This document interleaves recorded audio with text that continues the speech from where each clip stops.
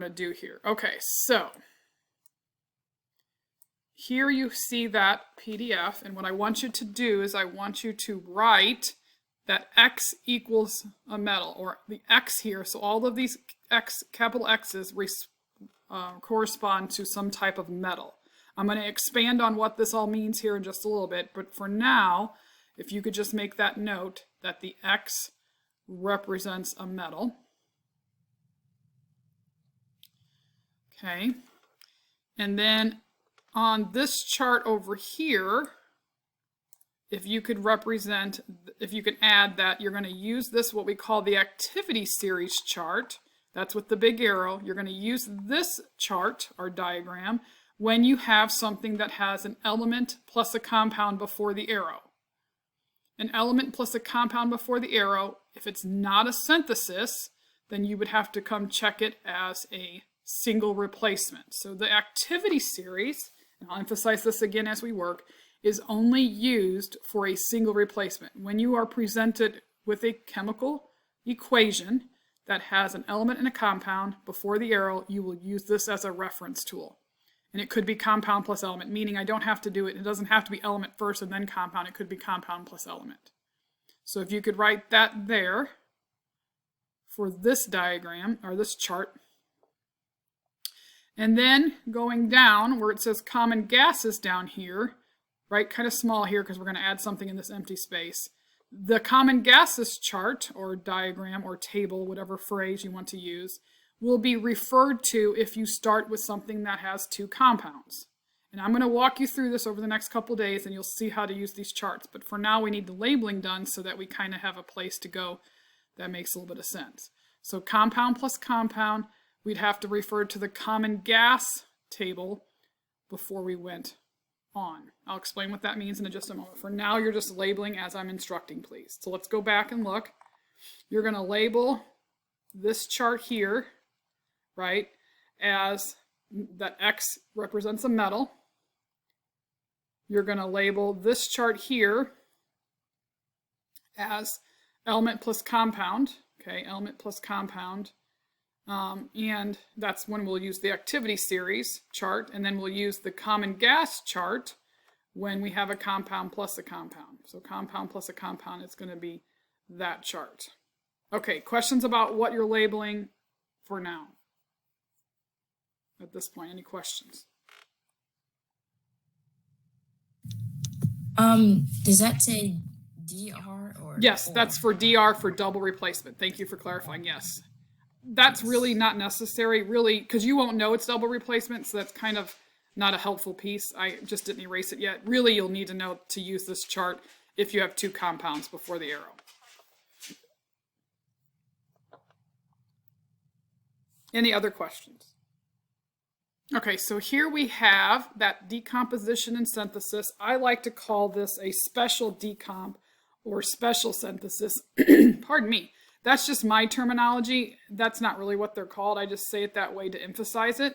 So if it's a decomp, meaning a compound breaking down into parts, or a synthesis, meaning two compounds or an element and compound forming something or two elements, a synthesis, one thing after the arrow is a synthesis, one thing before the arrow is a decomp. I call these special decomps and special synthesis because they do a certain characteristic piece here. Hold on, let me get my pen ready. Okay, so this is what we call a carbonate, right? And remember we said that the X represents a metal. So any of those X's represent a metal. So this is a decomposition of a carbonate. This one is a decomposition of a hydroxide. And this one is a decomposition of a chlorate. And they just do more than just break apart into elements. They break apart into these formats. And then if you noticed, excuse me, that these decomps are the opposite of the synthesis, right? Synthesis and decomps are opposite. So these three are opposite of those three. What you need to know is that this X or the anions can have subscripts. For instance, let's say that the metal here was chromium 6+, going with carbonate, right? So that would be CrCO3, 3. Okay, so what I'm trying to say is that the X can have a subscript after it, and so can the negatives, the anions, right? What if it was Cu1 plus with chromate? Then it would be Cu2 that's not chromate, I'm sorry, carbonate. It would be CO3, right? Meaning that I can have numbers after the X's as subscripts, depending on how they crisscross reduce, and I can have numbers in parentheses, if necessary, after the anions. Same thing with the oxygen, right? So if I was looking at this particular reaction, this would be, if I was thinking of it as chromium-6, right? Chromium-6, right? It made this, and this would be CrO3 plus CO2. So this is representing, oh my goodness, so sorry. I don't know why I'm always congested after lunch, but I am. Okay, so this would represent this example. So this is that example, okay, and that's a 3. So just as a reference for you how that works. So I wanted you to know that these can have numbers with them. Questions about that before we talk about the activity series chart?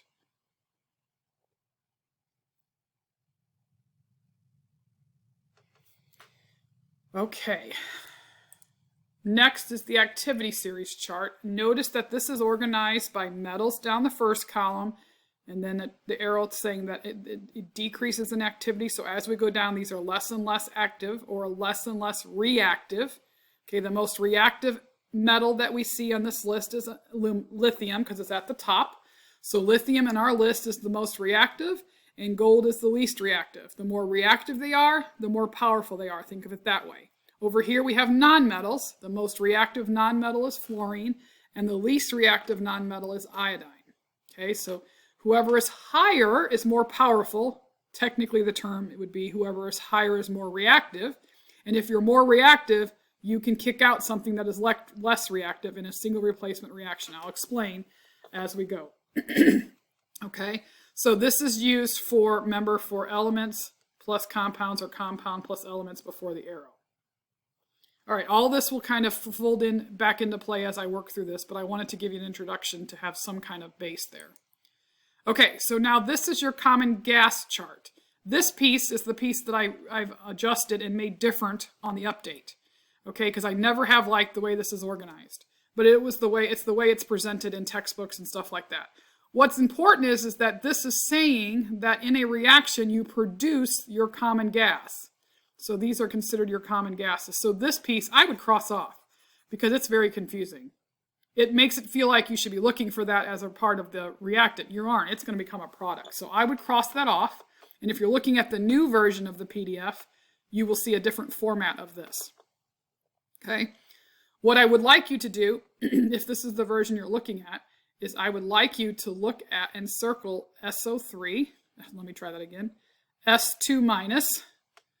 CO3 2 minus, that's a carbonate, and SO3 2 minus, or a sulfite, and an NH4 plus.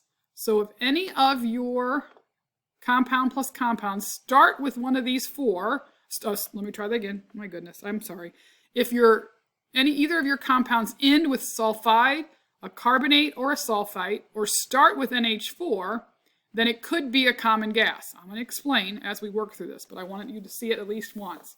So this is sort of a two-check system. It has to have one of the three things we circled, and it also has to have plus any acid, so it has to have an acid, plus any acid, plus any acid, plus a strong hydroxide. That's the word "and." Plus any. Okay, so this is the format that you have on the original PDF of this. When you get the new and improved PDF, it's going to look a little different. But what we need to do is we need to modify the old PDF. So I would like you to take a moment somewhere on that formula page or on a piece of notebook paper if you wish to copy these four things down. Okay, so I'm going to give you some time to do that. There is some blank space on your formula page underneath the synthesis and decomp box. There should be enough space to write it in there. Or perhaps you could write it between the common gases and the solubility rules, these four things. If you don't have space there for either of those two, I encourage you to write on a piece of notebook paper and maybe staple it or tape it to your solubility page. If you're using the new version, you should see this already outlined for you.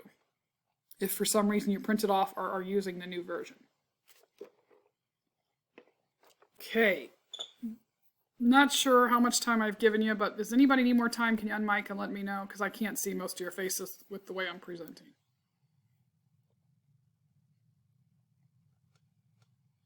Okay, so if you can look at the screen, let me show you how this corresponds to what we just looked at. So I think this chart can be very confusing.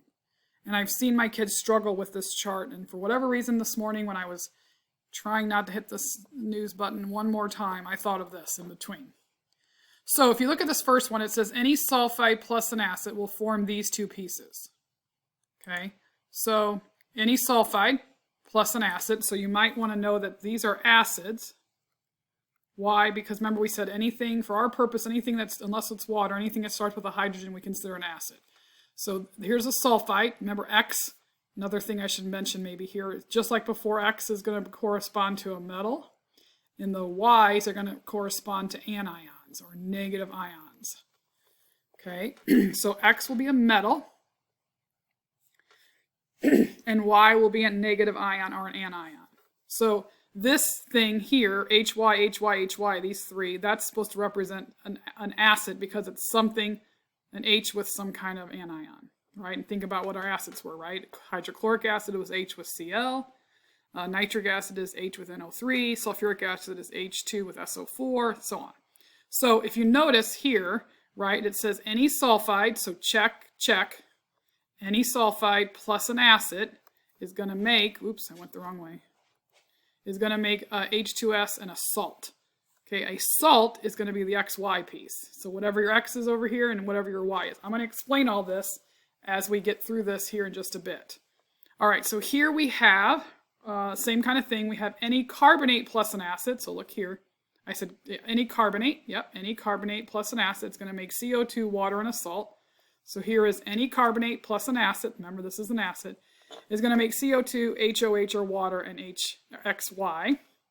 Okay, and XY is just whatever on the other side. And then any sulfite and an acid makes SO2. So any sulfite and an acid makes SO2, H2O, or HOH, and XY. And then any ammonium salt, so anything with ammonium, plus a strong hydroxide. I won't give you a weak, so if you have this scenario, assume it to be strong. So here we have any ammonium plus a hydroxide. This represents a hydroxide. Is going to make NH3, water, and XY. Okay, so this here is what I'm doing to expand your knowledge and help you with that. And I'll refer to this as we get to one of these, which I don't anticipate we will until tomorrow. Okay, any questions about any of that piece before I go on and start teaching how to complete the reaction? So you'll want a periodic table out. You'll want this little sheet out, or this sheet out with the formulas on it, and with the solubility and the stuff we've been marking, and page 29. This is number 1 on page 29. Okay, we've got a situation where we're going to learn how to complete the reaction.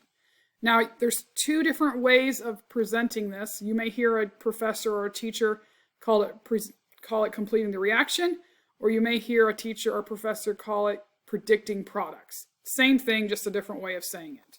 So what we're going to do is we're going to have to write a balanced chemical equation, and in order to do that, we're going to have to come up with the chemical formulas. We can't use words to do that. So we're going to think about the fact that we know this is Mg plus 2 and Br1 minus. It's a compound, so I know that a compound was formed from ions. So Mg and Br would go together in this way, crisscross reduce, right? So Mg and Br2 would bring the 2 down, I bring the 1 down. And then I have a single word by itself. When we're writing balanced equations, a single element by itself with not a partner, you have to consider Brinkelhoff either yes or no. And chlorine is one of the Brinkelhoffs, so it's Cl2. If it wasn't a Brinkelhoff, it'd just be Cl. So your choice is either 2 or just 1. When it's by itself.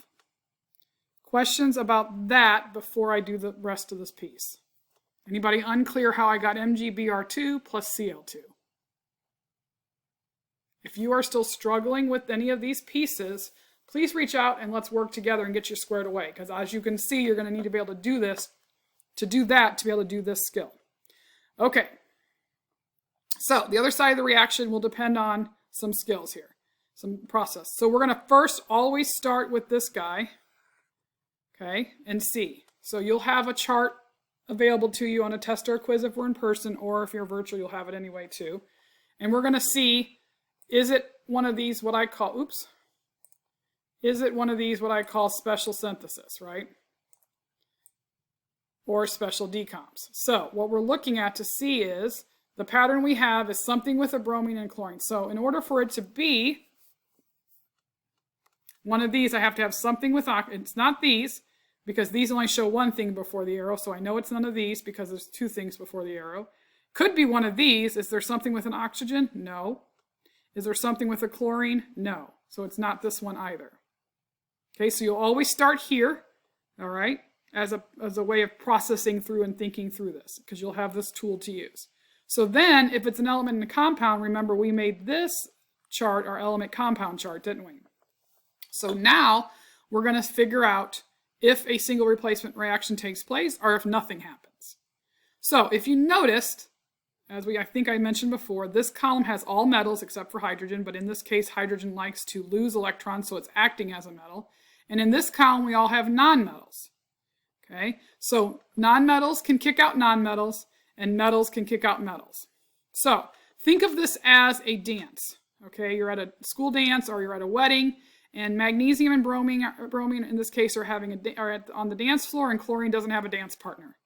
Okay, so chlorine wants to get a chance to be a part of the next dance, wants an opportunity to take the next dance.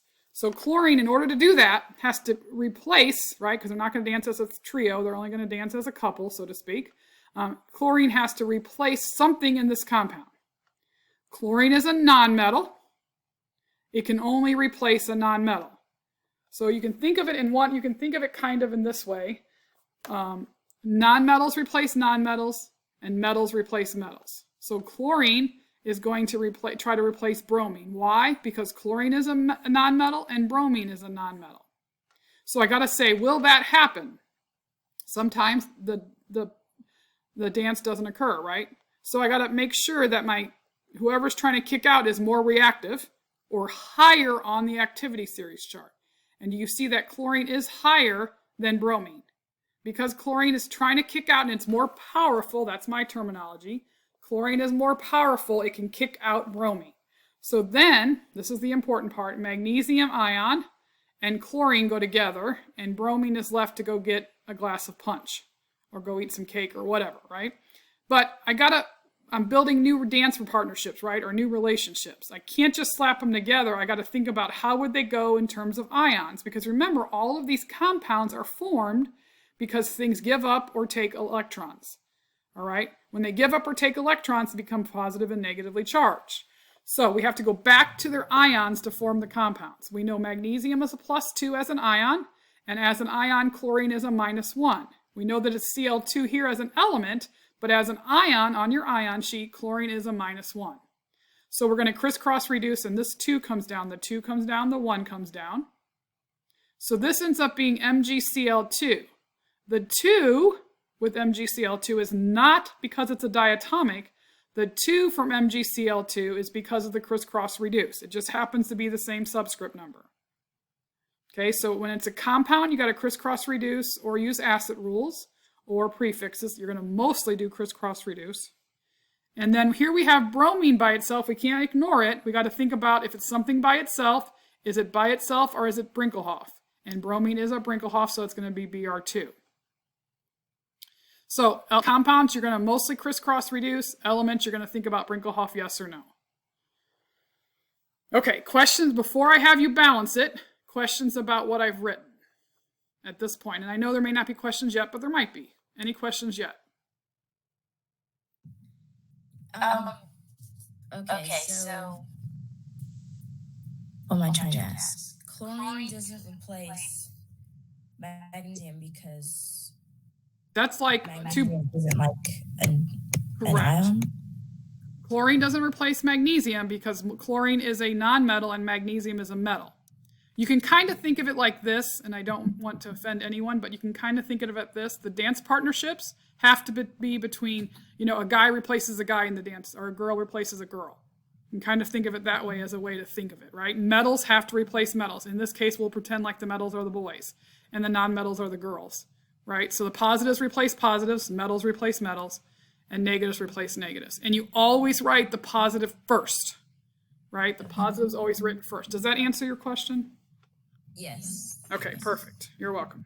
Any other questions? So what if? Oh, never mind. Sorry. Okay. You can go first. You're fine. You're fine. Oh. Well. I'm gonna mute myself. Okay. Elizabeth, you go. Perfect. Okay. I was wondering for the Binkoff, will we start using that from now on? Is that just a thing we have to keep in mind? Yes, Brinkelhoff is something you need to memorize. So start memorizing it or write it on your periodic table so you have it as a reference, but you're going to memorize it if you start, because we're going to use it a lot. A lot being, it's always expected that you know it. Will it be applied on the formulas or just like whenever we do, sorry. Okay, it's good. I get it. No, I think I might know what, let me say this and see if it'll answer what you were trying to ask. Brinkelhoff or diatomics are always used when you're writing a chemical equation, right? And the formula for the said chemical equation, when it's an element by itself, you have to consider Brinkelhoff, yes or no, for that formula when you're writing a balanced equation. Does that answer that question then? Yeah. Okay, perfect. Okay, Madison, you're up. So say that chlorine was actually in iodine's place. Would you just not do anything, and then instead it would be CE to CE? Oh, I guess that's how it is now, but... Well, yeah, no, and we'll do one of those examples probably tomorrow or the next day. You're correct. If this was iodine, iodine would have to just go sadly walk away and be embarrassed because bromine said, I don't think so, friend. I love this girl. I'm dancing with her. So anyway, whatever. So yeah, you would put no reaction over here. Nothing would happen. You'd literally put the words no reaction on that side. Now, we'll come to one of those. So if they're lower, nothing takes place. It just the two things in the test tube just look at each other. Does that help? Okay. Yeah. All right. Any other questions before we go on to number 2?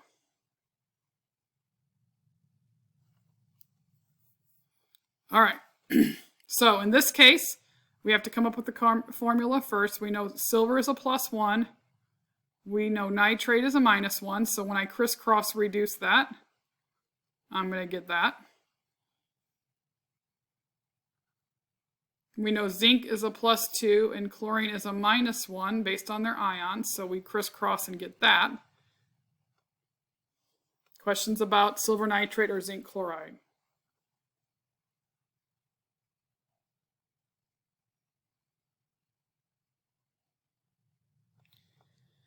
Okay, so now this time we have 2 compounds, so we're going to still check this chart. We always refer to this chart first, right? And it can't be a decomp because those are just, I have more than one thing before the arrow. It might be a synthesis. We'll get to some eventually, okay? I would have to have something with an oxygen and something with a chlorine. Well, I don't have anything with an oxygen, but I do have something with a chlorine, don't I? Zinc is with chlorine, but I'd have to have an O2 as the other partner, which I don't, so it's also not a synthesis. It has to follow that criterion. I'm just kind of showing you a process or procedure for how to kind of digest this. So because it's 2 compounds, we have to look at the common gas chart. And what we're looking for is there a sulfide ending on either of these? No. Is there a carbonate ending on either of these? No. Is there a sulfite ending on either of these? No. Is there an NH4 ending on either of these? No. Okay, so if it was a yes, we would follow the pattern. We'll get to some of those tomorrow or the Monday. It is not any of these, so then this is not the characteristic that we're going to follow. Instead, we will do what we call a double replacement.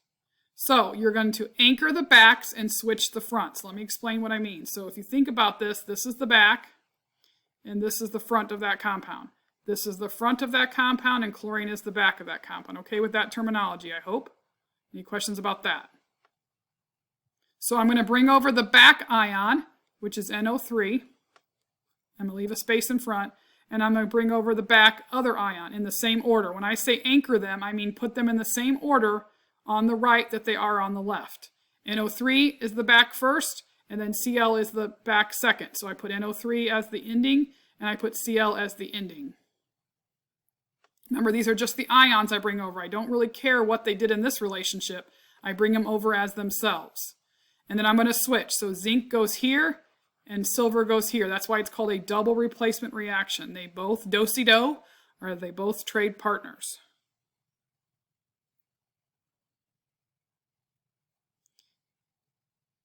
Questions about that piece first. What I meant by anchoring is NO3 is first, like NO3 was first here.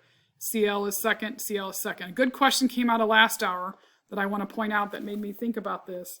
What I needed to say, what I need to tell you or remind you is, because I don't say it out loud and I am today, whatever something is a back, it has to stay as a back. So this doesn't become all of a sudden in the front, right? Backs stay as a back, the front stay as fronts.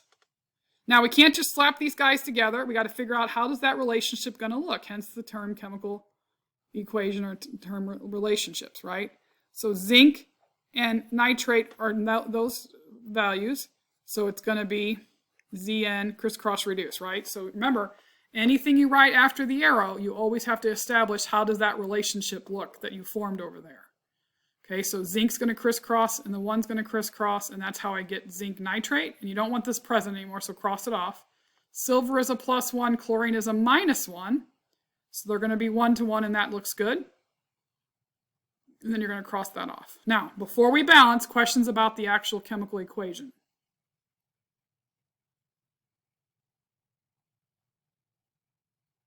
Okay, take a moment to... So what was the reason? Go ahead. I was just confused on why you crossed out the common gases for that one. Like because why... it was not any of those.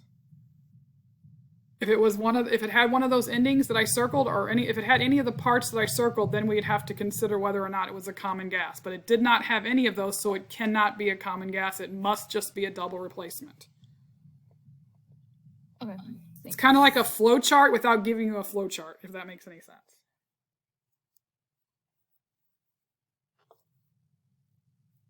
And I'll try to emphasize when we get to a common gas. I think once I get a few of these done, it'll be less muddy and more clear for everyone. Okay, take a moment to balance that one. And if you have questions, you can still ask questions. But first, try to balance that. And then if you have questions, don't hesitate to ask.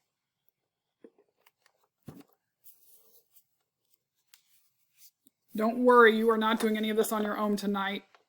Maybe not even tomorrow night. Or today or tomorrow, I should say. So it's going to take a while to get through these as examples. You need a good solid foundation though before I get you going on your own.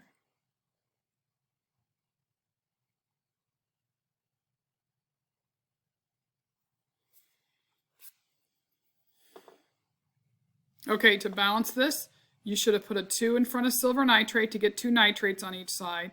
Then you should have put a 2 in front of silver to get 2 silvers on each side, which also gives you 2 chlorines, which you already had 2 chlorines, so it's balanced with a 2, 1, 1, 2.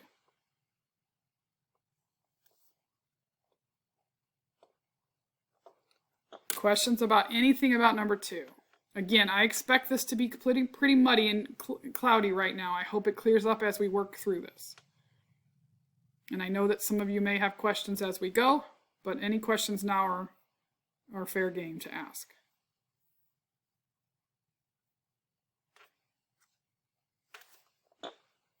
Okay, let's look at 3, and this is going to be the last one we're going to do today just because I want to keep everybody at the same spot. So we have magnesium, element by itself. So I'm going to consider Brinkelhoff yes or no. This is a no, but it is by itself, right? So I have to think about Brinkelhoff when I make it. Chlorine's also by it. That would not be chlorine. Chlorine is also by itself. So I have to think about Brinkelhoff yes or no, and that's a yes, isn't it? Because chlorine is one of the Brinkelhoffers. So magnesium is by itself. It's just Mg. Okay, it doesn't have anything with it. It's either when it's an element by itself, the options are either by itself or 2. And there's only 7 that get to have 2. Everybody else gets to be all by themselves. All right, so we have 2 things here, so it's not going to help us to look at decomps because that's only one thing before the arrow. And I see that it is not any of these characteristics of a starting side. right? I don't see an X with an O on either one of these. I don't see XO, and I don't see XCl.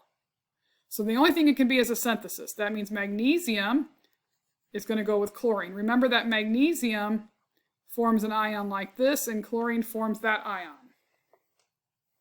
Got to put the positive in front. Positive is always in the front or it's wrong. Positive must be in the front. If there's a positive and a negative, which there almost always is, you're going to put the positive in the front.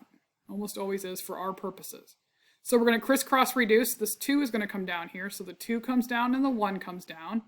And this is MgCl2, not because of Brinkelhoff. I cannot apply Brinkelhoff here. This is not an element. It is MgCl2 because of crisscross reduce. This is 2 because of Brinkelhoff. 2 different sets of rules. And then you're going to balance it, which you should already see that it's already balanced. Okay, so if you were writing it on paper, you'd write balanced. If you were putting it in electronically or reading it off, you'd call it a 1-1-1 or say it's already balanced. Questions about number 3? Okay,